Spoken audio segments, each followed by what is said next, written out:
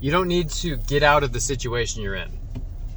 There's this friction between two polar opposites that's like this furnace for personal and planetary evolution. So we need to live in that friction. There's a friction between yes and no, a friction between two belief systems.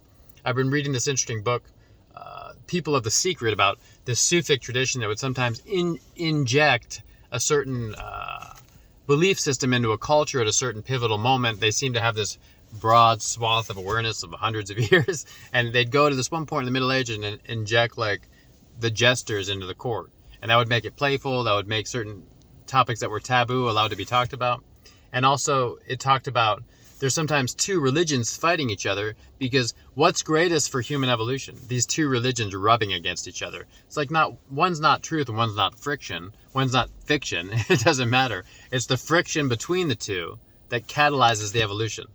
So if you think about this in terms of your life story, you're stuck in this relationship, you want to get out.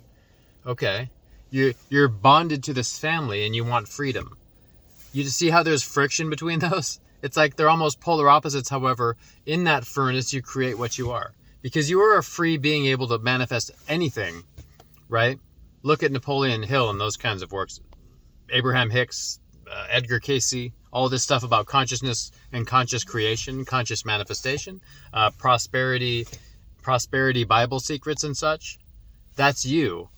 And the flip side is that you're bound by your history and your beliefs and your obligations to live in this world. How do you create both? That's another friction. How are you an empowered being that can do anything in this world, and you need to take care of your mother, your daughter, someone's taking care of you, like you lose your leg, whatever it is.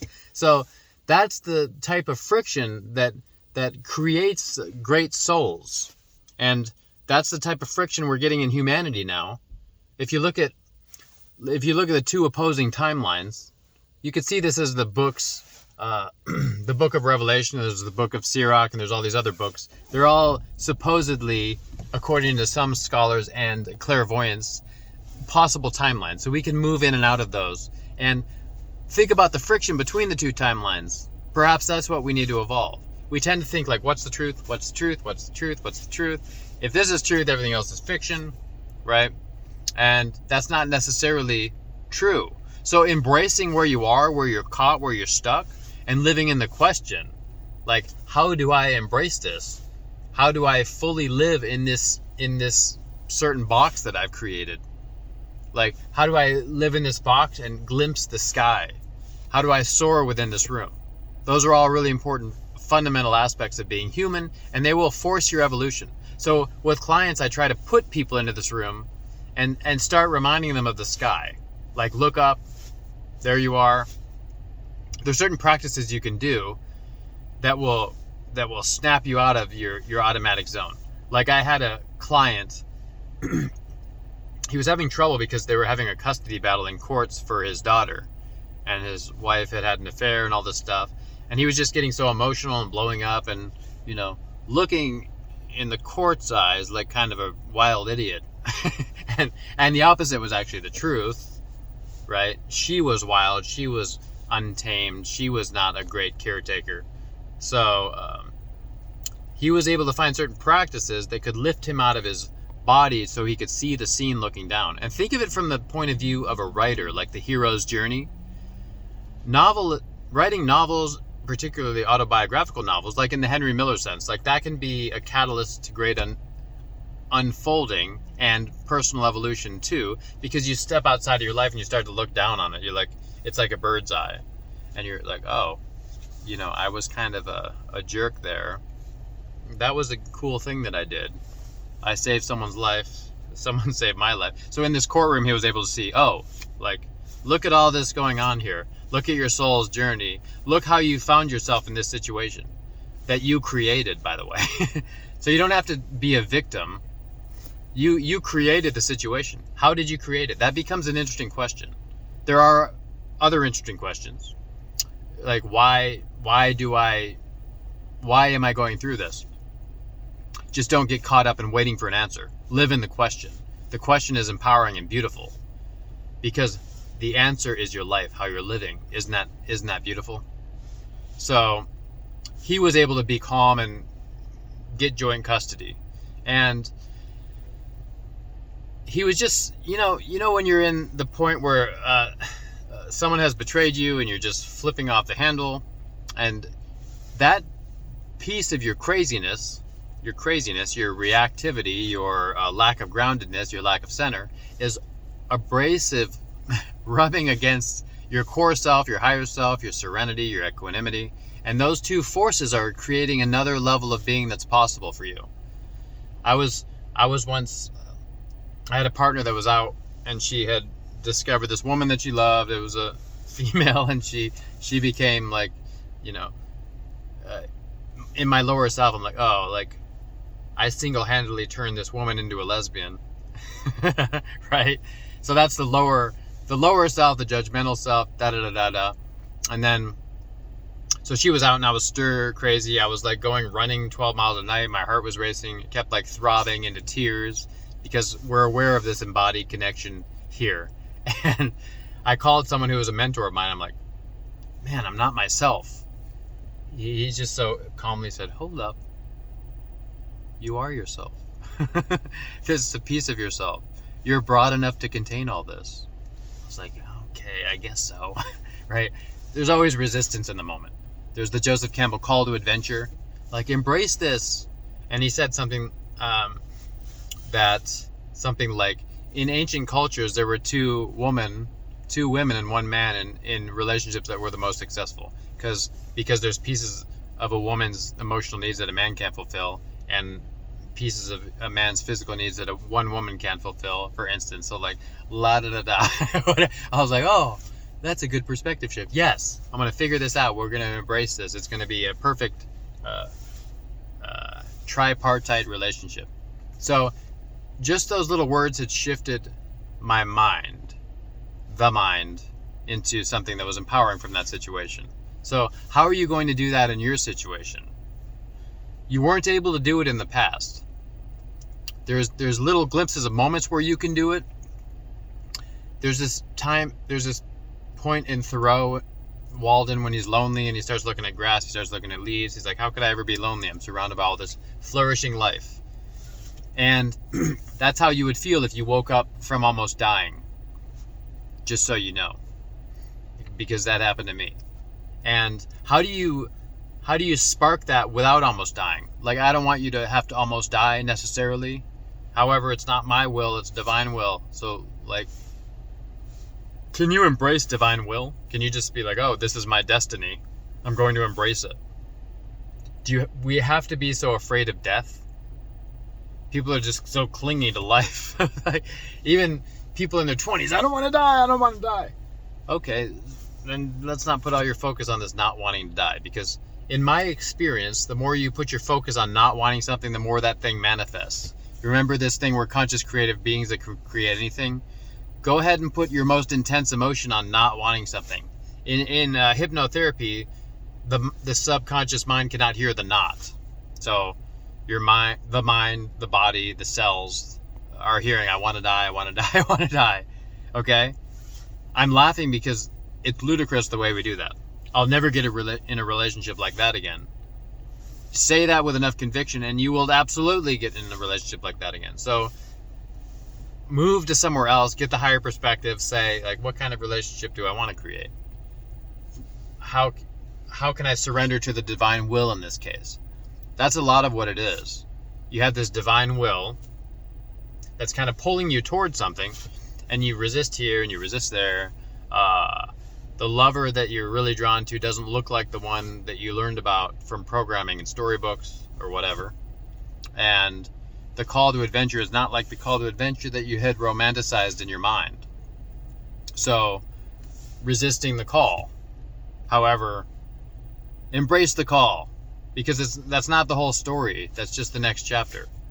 Do you know that when you embrace just, I'm going to surrender to being a teacher in this small town for the next year, what's the next chapter? You're diving in Komodo, you're skydiving over Paris, whatever it is, we don't know. It just, embracing the divine force opens you up to this thing that you want now. It's just that we're trying to bypass chapters. Like, I want to live totally free and run around on a motorcycle, and here's the divine will. First, you're going to spend 18 years with children. It doesn't mean don't embrace the moment. It doesn't mean that's a wasted 18 years. Just zone out on screens until you get to where you can ride this motorcycle. In fact, the opposite. It means the more present you can stay with where you've been called now, the more energy you are pouring into this creative force in the future. So, how can you be present? Like, if someone's on their deathbed, I often tell clients this. Can you be present with them? How can you be present with them for the first time in your life if you've never practiced it? So start practicing it now. So you learn before they're on their deathbed. I used to have an art professor who would say, people just wait for this perfect painting or montage or idea to start rendering something. And he's like, it's more like you're a gunfighter in the Old West. Forgive the violent metaphor. And you're training every day so that when you see the big gunfighter comes into town, you're like, boom, they're down. You're sketching everything you see. You know, so when you see like the radiant angel in the sky, you can pull out your thing and sketch it because you've already practiced that.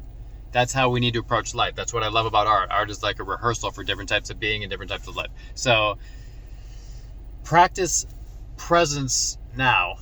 And presence is almost like a soul-to-soul connection. Do you feel how when you're deeply with someone, you can see their body, you can feel the general allure, and there's like this something that's ineffable that's bonded between you two that you'll feel yourself pull back from. So learning how not to pull back from that's how you create epic and fulfilling relationships. You're not going to do that all the time. Sometimes you want to have endless resources or even enough resources when you're in trauma, when you're depressed, Though you can increase and continually increase your capacity for that. And I think tears that well up and fully expressed emotion train your body to do that, because they was not the lute that makes such beautiful music, the same one that was carved out with knives, Khalil Gibran. It's like the tears and the pain kind of open you up to more capacity for life. So the more you've suffered on the scale here, the more room there is for you to move over to joy, because joy takes up context based on how much you've felt in life. If you were just born and had endless joy, the joy would be sort of meaningless, wouldn't it? Because you wouldn't know the opposite side. So you swing and pendulate in and out and back and forth between the two. You have the epic beauty of life. You swing back to like, oh, my heart's broken, there's nothing. You swing back to like, oh, I'm in the aftermath of this. This is really beautiful. Oh, I thought I was done with this pattern. I'm back. This pendulation, it keeps opening you up. The thing is to not get stuck over here. It's always going to be like this, and then it's not, so you're disappointed. It's always going to be like this. I'll always be caught in this like chasm of suffering, and then it keeps you trapped there because that mind loop, that manifestative power, that mantra. So free yourself from some of those by continually finding totems and reminders that lift you up, lift you up, lift you up. And if you're watching and consuming media that's mindless, shift that to media that's growth-inducing. Because it's the same thing where there's technology that can imprison you and technology that can free you. The internet can keep you mired in propaganda and limited beliefs. The internet can let you have a business, learn anything you want at any pace you want, like take over the world if you want, meet anyone anywhere, connect with a niche audience, do whatever you want. So there's this dual side of media. And guard the sense doors, as the Buddha said. And I used to love to watch movies while I was just sitting around. There'd always be a movie on when I lived in my apartment in San Francisco, because that was like how I'd trained myself. And it was, less lonely for some time. So I just put on Gandhi, right? This 3-hour epic Gandhi movie. And that filled the need, and it like programmed me in different ways. I was every time I came out, oh yeah. Like, life can be this, I can be this, life can be this, I can be this. I'm not Gandhi, and that's a possibility for a way someone could live. The imitation of Gandhi, the imitation of Christ, the imitation of whatever. So you inundate yourself with stories that are empowering. You usurp the system, you take that back. Cut out anything that's trying to embed its darkness in you. because you are free of that. You are humanity's evolving, you're evolving.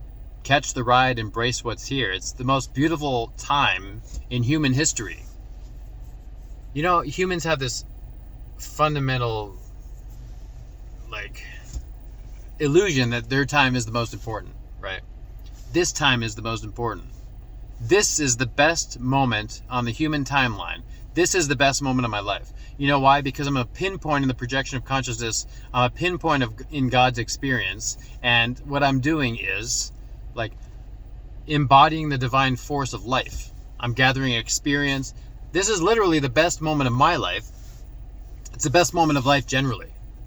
Pull every experience that's out there into here and own it. This is you. So I was saying there's this fundamental illusion, and I used to kind of talk myself, this is a beautiful time. My mind was too smart for that. No, it's not. There were other great times. So that was a trick. It kept me mired in suffering and misery. In the 1920s were the best. It's like that Woody Allen movie, Midnight in Paris. He wants to go to this certain era where artists were ideal, and he goes there, and this woman he's with wants to go to this earlier, like the 1880s with Toulouse-Lautrec and Van Gogh, where artists of her ideal were there. And it's like we all idealize the past or the future. Idealize the moment, because in idealizing the moment, you create that future just by virtue of you being fully present. Now, idealizing isn't quite the right word. Idealize the future, idealize the past. Those will create suffering, either ripping away your energy. Fully present in the moment, accepting that you're a divine focal point of attention, accepting that you have limitless potential to experience what you want to experience in this world, accepting that you're a constellation of stories that have come together from your history, your childhood, your past lives, your whatever you want to call them, your stars, whatever you want to call them, whatever you want to own, whatever you want to adopt as part of your story. And that's you. Welcome back. Welcome to life.